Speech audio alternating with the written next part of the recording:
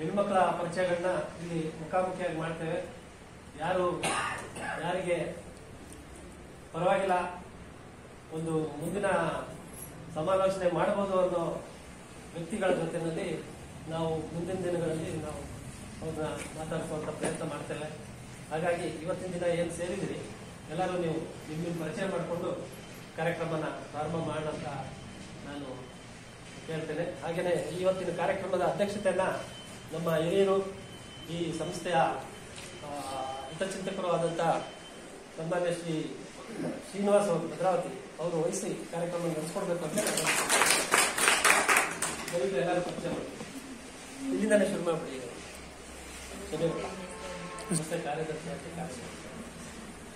ನಾನು NS ರವೀಂದ್ರನಾಥ್ ಅಂತ ಮೂಲನೆ ಅಂತ ಸದ್ಯ ಇಲ್ಲೇ ವಾಸ ಇದ್ದೀವಿ. ನಟರಾಜ ನಾವೆಲ್ಲ ತುಂಬಾ ಹಳೆ ಕಾಲದಿಂದ ಅವರೆಲ್ಲ ಕೆಲಸದಾಗ ಜೊತೆ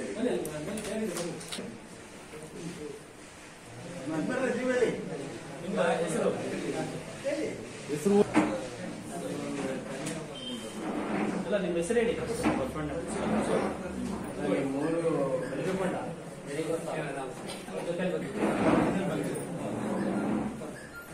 ಸರ್, ನನ್ನ ಹೆಸರು ರಾಮಚಂದ್ರ ಅಂತ. ಜಾತಿಯಲ್ಲಿ ಈಡಿಗ ಅಪ್ಪ ಮಾಡಿದ. ನನ್ನ ಬಾಮ ಇದ್ದಂಗೆ ಒಂದು ಹುಡುಗಿ ಬೇಕಾಗಿ ಅಂತ ಬರ್ತಾ ಇದ್ದೀನಿ. ನಾನು ಬೆಂಗಳೂರಿಂದ ಬರ್ತಾ ಇದ್ದೀನಿ. ನಮ್ಮ ಜಾತಿ ಜಟ್ಟಿ ಜಾತಿ. ನಮ್ಮ ಬಾಬರಿಗೆ ಹೌದು.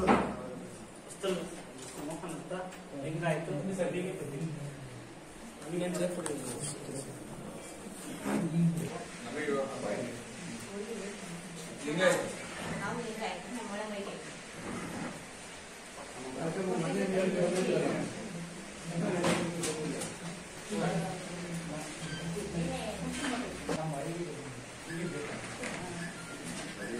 ನಮಸ್ತೆ, ನಾನು ವೀರೇಂದ್ರ ಅಂತ, ಜರ್ನಲಿಸ್ಟ್ ಮತ್ತೆ ಅಡ್ವೊಕೇಟ್. ಆಕ್ಚುಲಿ ಹಿಂದೆ ಇವ್ರದ್ದು ಒಂದು ಎಂಬ್ರಾಯ್ಡರಿ ಇದ್ರ ಬಗ್ಗೆ ಒಂದು ರಿಪೋರ್ಟ್ ಮಾಡಿದ್ವಿ. So this is A new venture. ಯಾವ ಥರ ನಡೀತಿದೆ ಏನು ನೋಡೋಣ ಅಂತ. ಇದಕ್ಕೆ ಎಮರ್ಜೆನ್ಸಿ ಅವ್ರು ಇಂಟ್ರೆಸ್ಟಿಂಗ್ ಒಂದು ವರದಿ ಮಾಡೋಣ ಅಂತ ಅವ್ರು ಪರ್ಮಿಷನ್ ಕೊಡ್ತಾರೆ. ಸ್ವಲ್ಪ ಟೈಮ್ ತಗೊಂಡು ನಾನು ಹೇಳ್ತೇನೆ.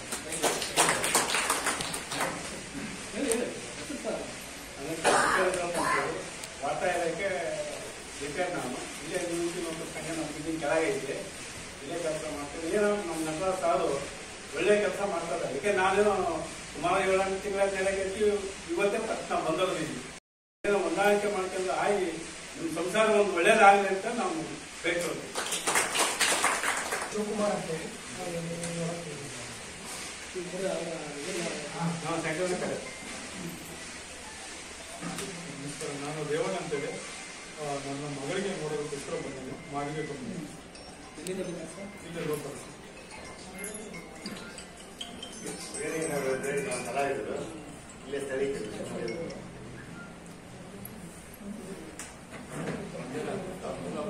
ಸ್ವಲ್ಪ ನಾವಿರೋದು ಬೆಂಗಳೂರಲ್ಲಿ ಇಂದು ದೈವಕಂದ್ರ ಚಿನ್ನದಂಬಿ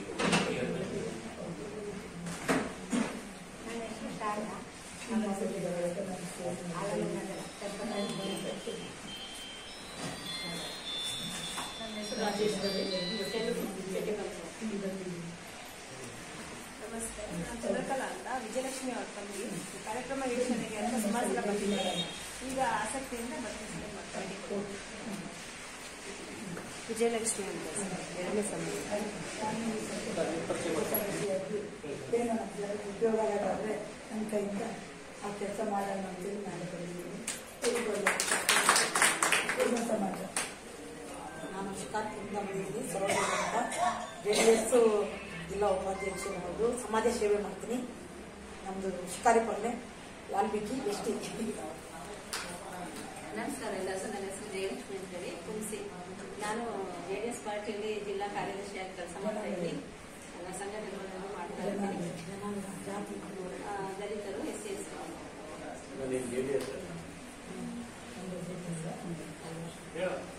ನಮಸ್ಕಾರ. ನನ್ನ ಮಗನಿಗೆ ಹೇಳ್ಕೊಳ್ಳೋ ಶಿವಮೊಗ್ಗ ನನ್ನ ಮಗನಿಗೆ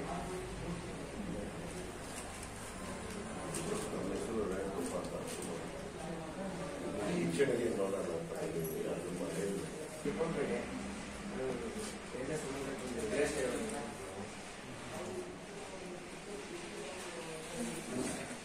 ಬಸವಸ್ಕೆ ತಂದದ್ದು 2ನೇ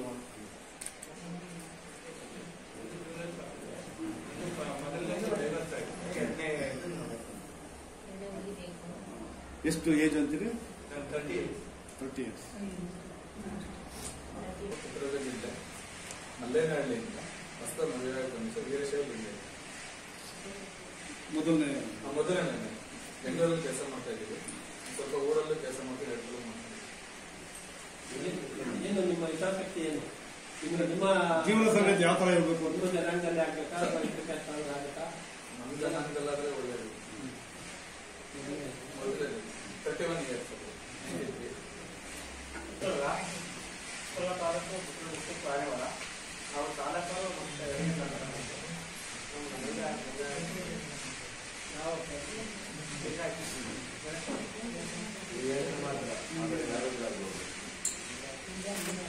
ಮೊದಲನೇ ನಾವು ದಾವಣಗೆರೆ ವರ್ಕ್ ಮಾಡ್ತಿದ್ವಿ. ಆಮೇಲೆ ಕರ್ನಾಟಕ ಇದು ಆಯಿತು, ಎರಡನೇ ನನ್ನ ಹೆಸರು ರಾಜೇಶ್ವರಿ, ನಮ್ಮದು ಪ್ರಾಪರ್ಟಿ ಬಳ್ಳಾರಿ, ಈಗ ಸದ್ಯಕ್ಕೆ ಇರೋದು ಹರಿಹರದಲ್ಲಿ. ಎರಡನೇ ಮದುವೆಗೆ ಯಾರಾದ್ರೂ ನೋಡಿ ಆಸಕ್ತಿ ಇದ್ದಾಗ ಆಸಕ್ತಿ ಇದ್ದವರು ಕಾಂಟ್ಯಾಕ್ಟ್ ಮಾಡ್ತೀವಿ.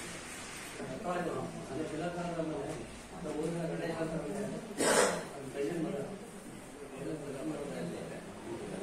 ಬರ್ತಾರೆ, ಅರ್ಜಿ ಕೊಟ್ಟು ಹೋಗ್ಬಿಟ್ರೆ ಮತ್ತೆ ಈ ಕಡೆ ಬರೋದೇ ಇಲ್ಲ.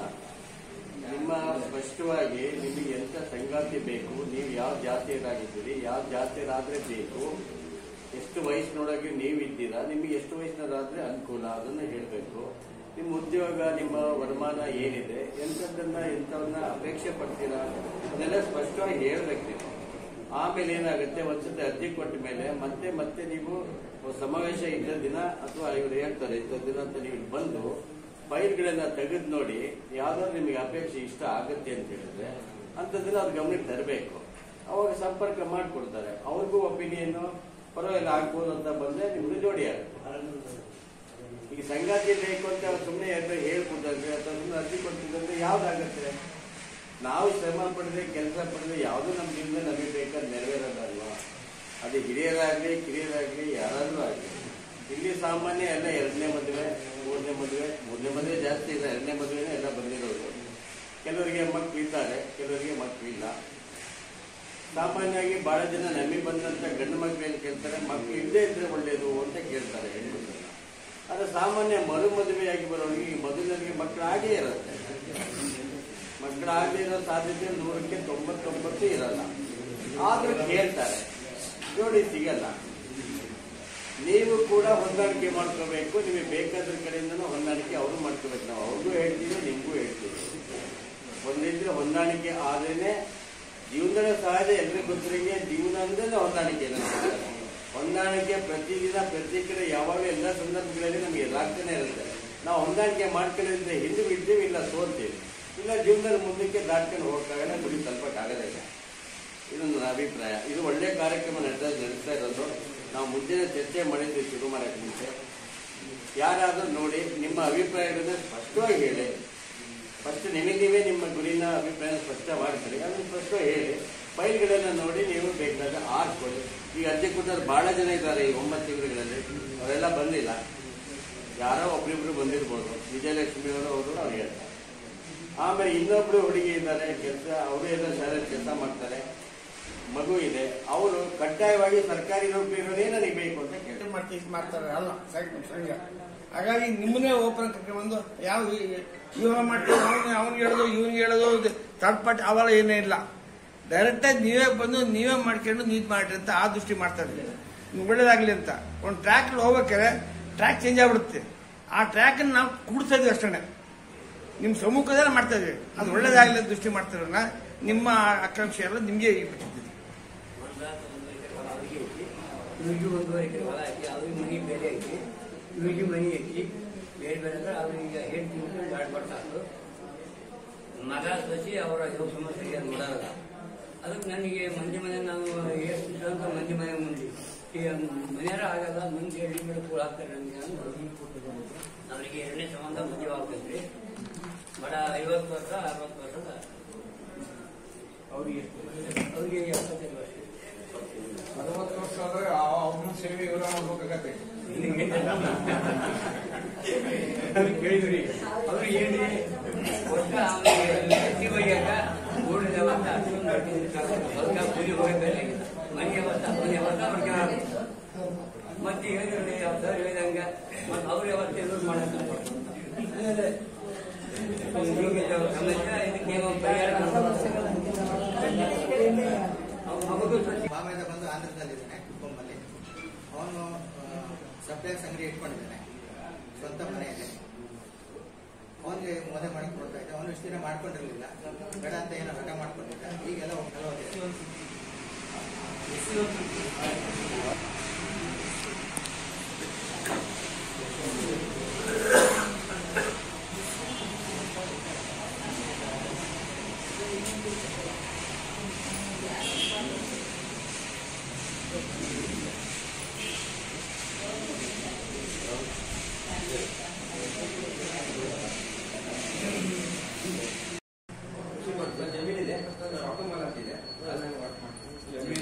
ಫೋನ್ ಮಾಡಿದ್ರಲ್ಲ, ತೋಟ ಇದೆಯಾ?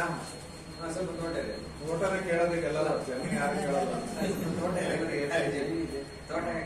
ಮಕ್ಕಳೇ ಜಾಸ್ತಿ ಬರ್ತಾ ಇರೋದ್ರಿಂದ ಹೆಣ್ಣು ಮಕ್ಕಳು ಒಂಥರ ಅಂಜಿಕೆ ಕೆಲವರಿಗೆ.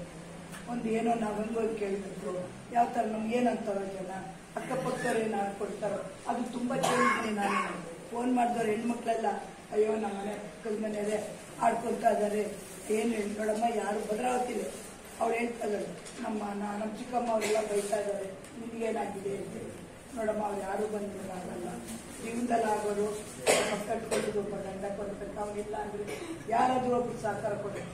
ನಿಮಗೂ ನಾಳೆ ಒಬ್ರು ಬೇಕು. ಕಷ್ಟ ಕಾಲದಲ್ಲಿ ಯಾರಾದರೂ ಒಬ್ಬರು ಜೊತೆಲಿದ್ರೆ ಹೆಣ್ಣಿಗಾಗಿರ್ಬೋದು ಗಂಡಿಗಾಗಿರ್ಬೋದು ಜೊತೆಗಾದಲ್ಲಿ ಬೇಕು ಅವರಿಗೆ. ಅಂಥದನ್ನ ಹೆಣ್ಣು ಮಕ್ಕಳು ಬರಬೇಕು. ನಮ್ಮ ಒಂದು ಇದನ್ನ ನಾವು ತಗೋಬೇಕು, ನಮ್ಮ ಒಂದು ನಮ್ಮ ಕೈ ನಾವು ಇಟ್ಕೋಬೇಕು, ನಾವು ನೋಡೋರ ಕಣ್ಣಿಗೆ ನಾವು ಬದುಕಬೇಕು ಅನ್ನೋ ಒಂದು ಮನೋಧೈರ್ಯ ಇಟ್ಕೊಂಡು ಮುಂದೆ ಬಂದರೆ ಗಂಡು ಮಕ್ಕಳು ಬರ್ತಾ ಇದ್ದಾರೆ, ಅದೇ ರೀತಿ ಹೆಣ್ಣು ಮಕ್ಕಳು ಬರಬೇಕು. ಆದರೆ ಯಾವ ರೀತಿ ಕರಿಬೇಕೋ ಗೊತ್ತಾ ಒಂದು ಮಾಡ್ತೀವಿ ನಾವು ತೀರ್ಮಾನ. ಒಂದೆಲ್ಲ ಒಂದು ಮಹಿಳಾ ಸಮಾಜ ಮಕ್ಕಳ ಕೈ ಸಮಾಜಕ್ಕೆ ಹೋಗಿ ಅದೆಲ್ಲ ವಿಚಾರ ಮಾಡಿ ಅಂಥದನ್ನು ಮಾಡಬೇಕು ಅಂತ ಇಟ್ಕೊಂಡಿದ್ದೀನಿ. ದೇವರಿಂದ ಶಕ್ತಿ ಕೊಡಲಿ, ಗಂಡು ಮಕ್ಕಳು ಬಂದಂಗೆ ಬರಲಿ.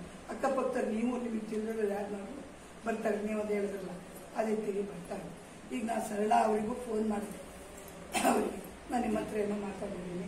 ಒಬ್ಬರು ಪೊಲೀಸ್ ಆಫೀಸರ್ ಕೆಲಸ ಮಾಡ್ತಾರೆ, ಅವ್ರಿಗೂ 45-50 ಫೋನ್ ಮಾಡಿದ್ದೆ. ಇವತ್ತು ನಾನು ಫೋನ್ ಮಾಡಿದ್ದೆ, ಅದು ಇಲ್ಲ ಇವತ್ತು ಬರೋಕ್ಕಾಗಲ್ಲ, ಇನ್ನೊಂದು ದಿವಸ ಬರ್ತೀನಿ ಅಂತ ಹೇಳಿದ್ರು.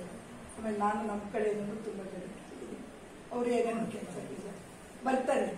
ಆ ರೀತಿ ನೋಡೋಣ, ಒಂದು ಹೊಂದಾಣಿಕೆ ಹೆಣ್ಣು ಮಕ್ಕಳು ಬಂದರೆ ಒಂದು ನಿಜವಾಗ್ಲೂ ಒಂದು ಐಡಿಯಾ ಬರುತ್ತೆ.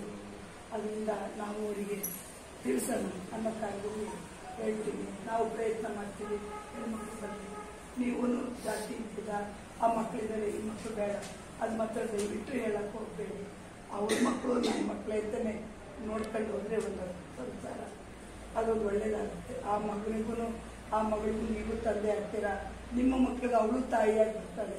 ಇದೊಂದು ಮನಸ್ಸಲ್ಲಿ ಇಟ್ಕೊಂಡು ಮಾಡಿದ್ರೆ ಒಳ್ಳೇದು ಮಾಡ್ತೇನೆ, ನಿಮ್ಗೂ ಒಳ್ಳೇದು. ಇಷ್ಟೇ ವಿಚಾರ ಸರ್, ಅದು ತುಂಬಾ ಬೇಜಾರಾಗುತ್ತೆ ನನಗೆ ಅನಿಸಿದ ಪ್ರಕಾರ ನಾನು ಹೇಳ್ತಾ ಇದ್ದೀನಿ. ಅದೊಂದು ಮಾತ್ರ ಬಿಟ್ಟು ಅಂತ ಯಾಕೆ ಹೇಳ್ತೀರಾ ಹೇಳಿ ನನಗೆ. SC ಅವರು ಮನುಷ್ಯರಲ್ವಾ, ಅವ್ರಿಗೆ ನಿಮಗಿಂತ ಜಾಸ್ತಿ ಕೆಪಾಸಿಟಿ ಇದೆ ಕಣ್ರಿ, ತುಂಬಾ ಜನ ಇದ್ದಾರೆ. ಅವ್ರನ್ನ ಯಾಕೆ ಬೇಡ ಅಂತೀರಾ ನೀವು? ನನಗೆ ಅದನ್ನ ಹೇಳಿ. ಬೇಕು ಅನ್ನೋದನ್ನ ಬೇಡ ಅಂತ ಇದ್ದೀನಿ. ಆಕ್ಚುಲಿ ಅವರೇ ಲೇಡೀಸೇ ಬೇಡ ಅಂತ ಇದ್ದಾರೆ. SC ಹುಡುಗಿರೇ ಇವಾಗ ಹುಡುಗರು ಮಾಡ್ಕೊಂತ ಇಲ್ಲ. ಲಿಂಗಾಯಸನ ಗೌರಸನ ಎಲ್ಲರನ್ನೂ ರಿಜೆಕ್ಟ್ ಮಾಡ್ತಾ ಇದೀವಿ ನಾವು. ಅಂಥದ್ರಲ್ಲಿ SC ಹುಡುಗಿರಾದ್ರೆ ಬೇಡ ಅಂತಿರಲ್ಲ, ಯಾಕೆ ನನಗೆ ಕೇಳಿ. ನನಗೆ ಅದು ತುಂಬಾ ಬೇಜಾರಾಗ್ತಾ ಇದೆ ಸರ್ ಕೇಳಿ. ಆತರ ಏನ್ ಯಾವ ತರ ಏನ್ ಅನ್ಸುತ್ತೆ ನಿಮಗೆ SC ಹುಡುಗಿರು ಅಂತ ಹೇಳಿ.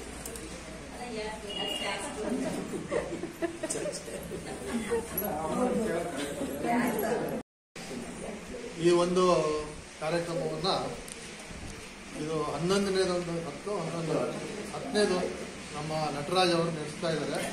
ಈ ತರ ಕಾರ್ಯಕ್ರಮ ಬೇರೆ ಬೇರೆ ಮಾಡ್ತಾ ಇದ್ದಾರೆ, ಅದರಲ್ಲಿ ಇದೊಂದು ಹೌದು. ಈ ತರ ಏನೋ ಒಂದು ಸಮಾಜಮುಖಿಯಾಗಿರ್ತಕ್ಕಂಥ ಕಾರ್ಯಕ್ರಮವನ್ನು ಅವರು ಇವರ ಒಂದು ಕಚೇರಿಯಲ್ಲಿ ಮಾಡ್ಕೊಳ್ತಾ ಬರ್ತಾ ಇದ್ದಾರೆ. ಅದರಲ್ಲಿ ಇದೊಂದು ಏನೋ ಒಂದು ಆಶಾ ಮನುಷ್ಯನ ಜೀವನದಲ್ಲಿ ಸುಖವಾಗಿ ಜನ ಇರಬೇಕು ಅಂತಕ್ಕಂಥ ಒಂದು ಆಶೆಯನ್ನು ಗೊತ್ತಿರ್ತಕ್ಕಂಥ ವ್ಯಕ್ತಿ. ಕಷ್ಟಗಳು ಇದ್ದೇ ಇರ್ತವೆ, ಕಷ್ಟಗಳನ್ನು ನಿಭಾಯಿಸಿಕೊಂಡು ಜೀವನವನ್ನು ನಡೆಸಬೇಕು. ಸುಖಗಳು ಬಂದರೆ ಅದನ್ನು ಹಾತ್ಕೊಂಡು ಜೀವನವನ್ನು ನಡೆಸಬೇಕು. ಕಷ್ಟ ಸುಖ ಎರಡನ್ನೂ ತೆಗೆದುಕೊಂಡು ಹೋಗ್ಬೇಕು ಲೈಫಲ್ಲಿ. ಅಂಥ ಒಂದು ಜೀವನವನ್ನು ನಾವು ಈ ಭೂಮಿ ಬಂದ ಮೇಲೆ ನಡೆಸಬೇಕು ಅಂತಕ್ಕಂಥ ಒಂದು ಭಾವನೆಯನ್ನು ಅವ್ರು ಇಟ್ಕೊಂಡಿರತಕ್ಕಂಥ ವ್ಯಕ್ತಿ.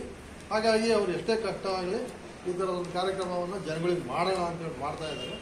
ನಮ್ಮಂಥ ಕೆಲವು ಫ್ರೆಂಡ್ಸ್ಗಳು ಸಹಕಾರದಿಂದ ಮಾಡ್ತಾ ಇದ್ದಾರೆ. ಈಗ ನೀವೆಲ್ಲ ನಾವು ನೋಡಿದ್ವಿ ವರ್ಷ ಪ್ರತಿ ಒಂದು ಫಂಕ್ಷನ್ನಲ್ಲೂ ಕೂಡ ಪ್ರತಿ ಒಂದು ಸಭೆಯಲ್ಲೂ ಕೂಡ ಬರ್ತಕ್ಕಂಥ ಅಭ್ಯರ್ಥಿಗಳು ಅಂತ ಹೇಳಿದ್ರೆ ನಾವು ಕರೆದ್ರೆ ಈ ಒಂದು ಕಾರ್ಯಕ್ರಮಕ್ಕೆ ಅವ್ರ ಸಂಖ್ಯೆ ಜಾಸ್ತಿ ಆಗ್ತಾ ಇದೆ. ಹಾಗೇನೆ ಕೆಲವು ಸಲ ಈಗ ಅವರು ಮೇಡಮ್ನವ್ರು ಹೇಳಿದ್ರು, ಈ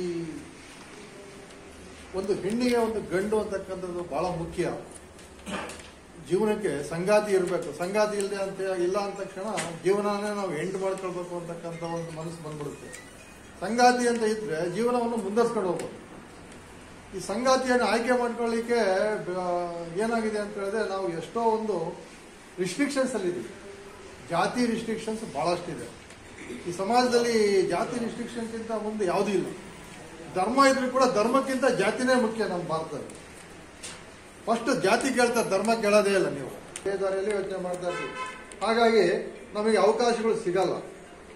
ಒಂದು ದಾರಿಯಲ್ಲೇ ಹೋಗ್ತಾ ಇದ್ರೆ ಅವಕಾಶಗಳು ಬಹಳ ಕಡಿಮೆ.